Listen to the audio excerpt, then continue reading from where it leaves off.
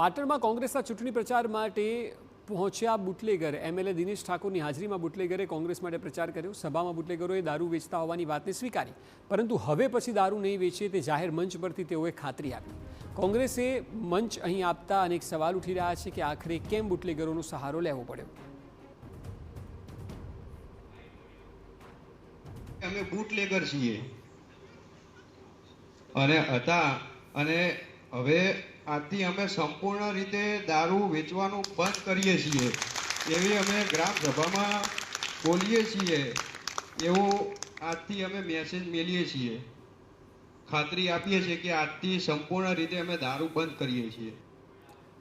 સવાલ એ કે મંચ પર આમને સ્થાન કેમ અપાયું? જો બુટલેગર દારૂ વેચતા હતા તો અત્યાર સુધી પાટણની પોલીસ શું કરતી હતી?